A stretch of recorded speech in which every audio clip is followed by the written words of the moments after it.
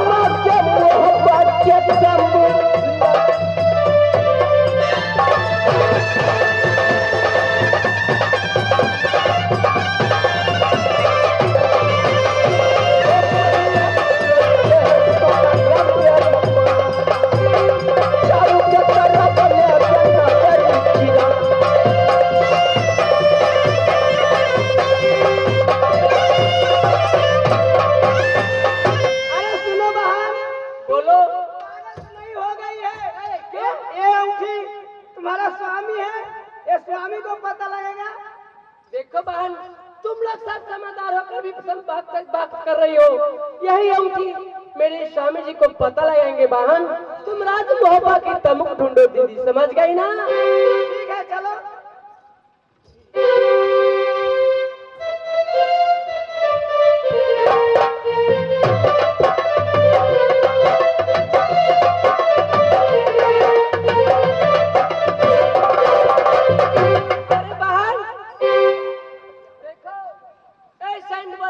क्या लिखा हुआ है? देखो बहन, साइन बोर्ड में ये लिखी है, लाल पताका शंकरवाना, ओ मोहब्बा की लागे निशान, ये मोहब्बा का तमुक है बहन। क्या यही रात मोहब्बा की तमुक है? हाँ बहन। लेकिन ये तो मैं किसी को नहीं देख रही हूँ बहन।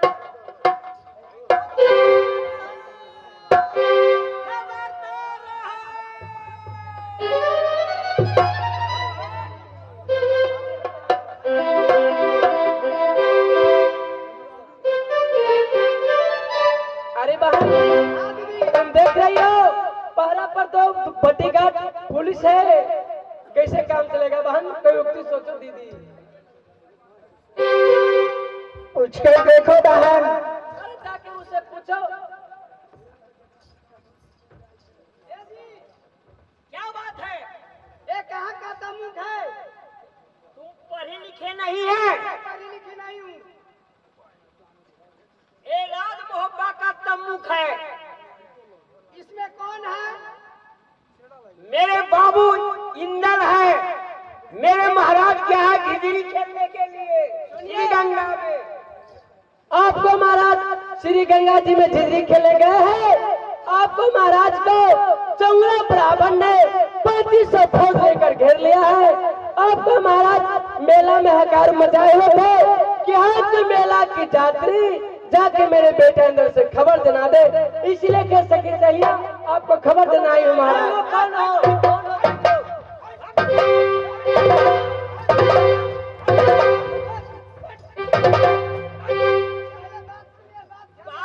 बात सुनिए, हमारे महाराज वीर है, बलवान है, उन्हें कौन मारने वाले हैं, किससे वो डरने वाले हैं? झूठ बोलने के लिए आई हो?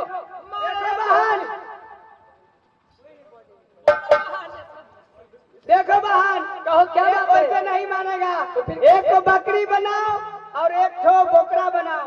ठीक है बहन, तुमको जैसे इच्छा हो। अब उल्टा अब सरसों करती थी, अब कंचन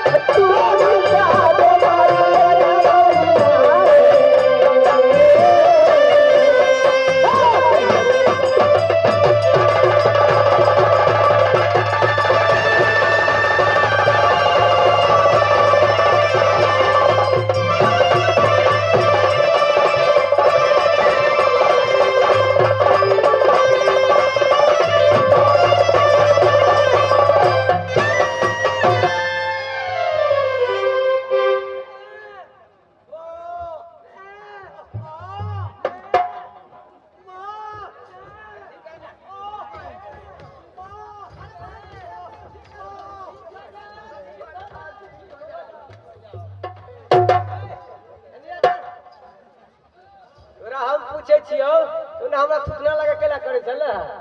अरे तू हमरा मुंह पर किला मुंह छले है रे हमरा केने बुझाय छले तोरा बकरी बन गेल छी। हमरो बुझाय छले पहले हम पोखरा भागल छी, हमरा वही में रहली तू है निमन लागे छे।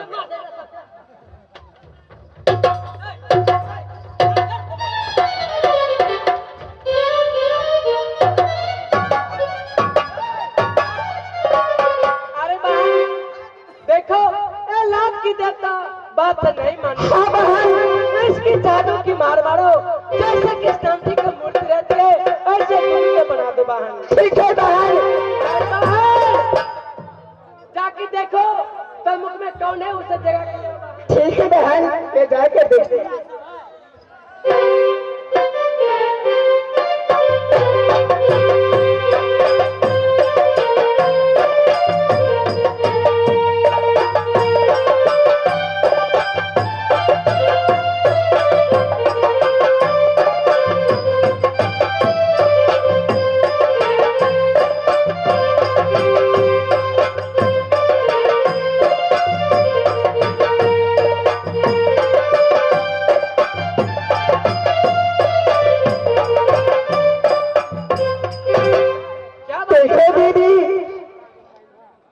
जैसे सकल सूरत के तुम है ऐसे सकल सूरत के अभी है बहन मुझसे नहीं जाग रहे हैं।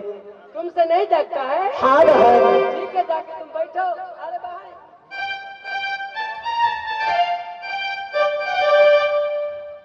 देखो बहन, जाके देखो तमुक में कौन है, उसे जगा के ले आओ दीदी, जल्द ले आओ। ठीक है दीदी।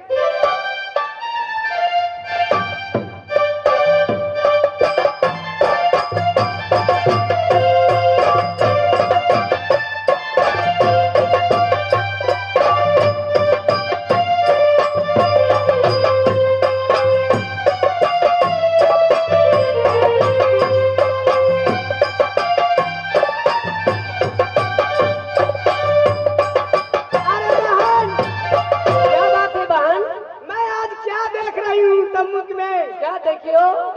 जैसी सूरत की तुम है वैसे सूरत की परदेसी है। सुनो, अगर मेरी बात नहीं करेगी तो मैं कभी तुम्हारी साथ में नहीं आऊंगी। मेरा कहना यह है। तुम कहना क्या चाहती हो ये पहले बताओ।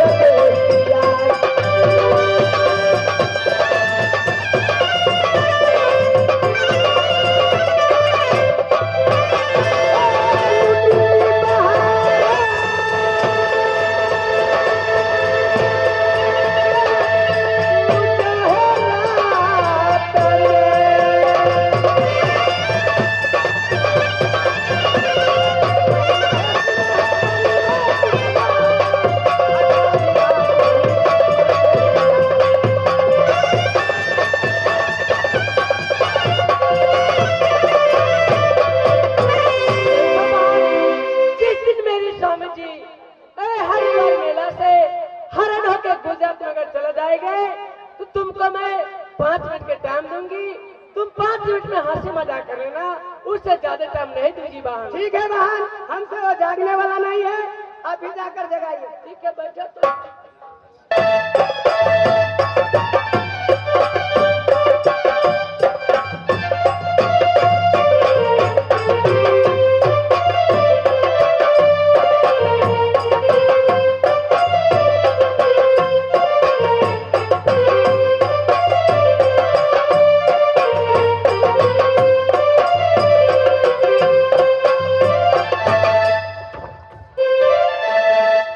क्या तुम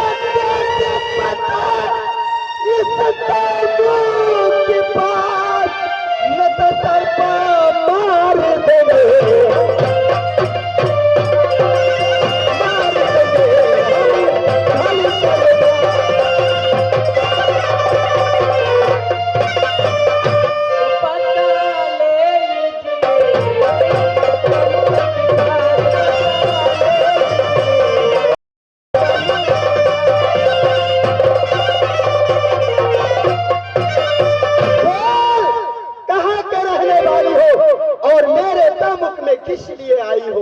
देखिए, मैं मेला की यात्री हूँ। आप पहले ये बताइए, आपको चाचा उदल श्री गंगा जी में जिंदगी खेलने गए हैं?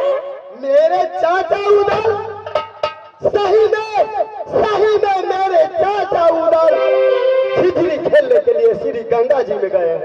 आपको चाचा उदल को चौरा ब्राह्मण ने 3500 फौज लेकर घेर लिया है। आपको चाचा उदल मेला में हाकार मचाए हुए थे कि हाँ कोई मेला की यात्री जाके मेरे बेटे अंदर से खबर जला दे महाराज, इसलिए मैं सखी सहेली आपको खबर दिलाने आई हूँ। तुम ठगने के लिए आई हो, झूठ बोलती हो। बाप रे बाप, क्या दीदी यहन भोला भाला के ठगते तेकर भाई बाप सब मर जाते, माँ को सब जर जाते। नहीं महाराज, मैं सच कह रही हूँ, मैं झूठ नहीं बोलती हूँ। अगर सच कह रही हो तो मेरे चाचा हाथ की कोई सावधानी है, तुम प्रस्तुत करेगी।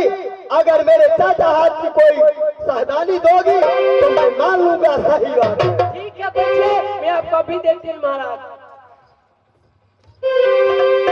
बड़ी दूर से आए प्यार का तोहफा,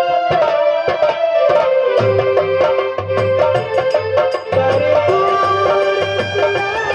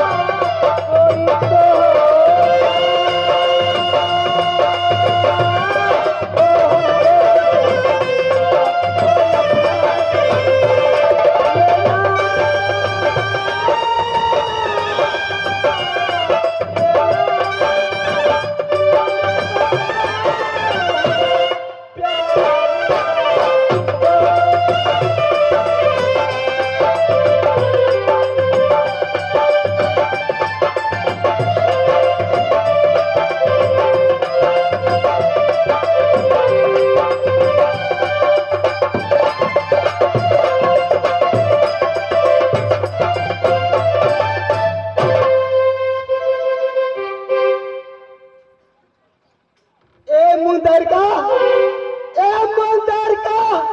सही में मेरे चाचा हाथ की है, सही में है।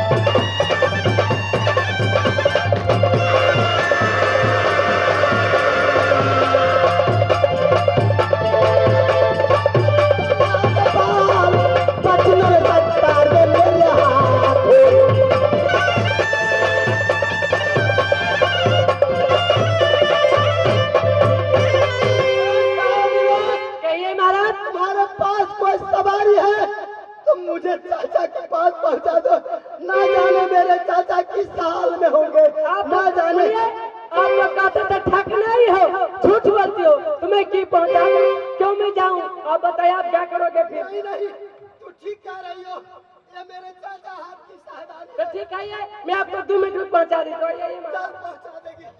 ओ कोलैया पवरम ये चाचा दिया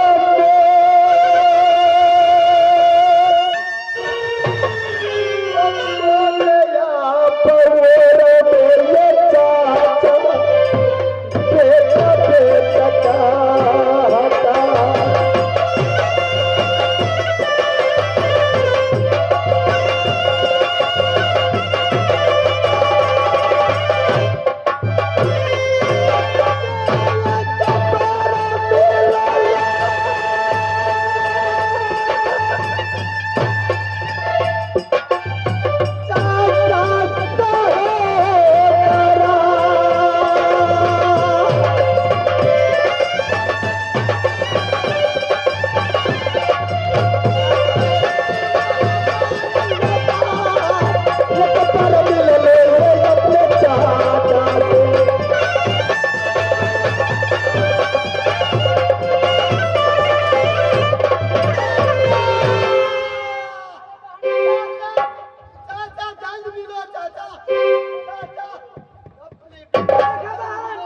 अगर इसको सुगा नहीं बनाएगी तो ये श्री गंगा जी में कूद कर मर जाएगा। ये सुगा ना बनाओ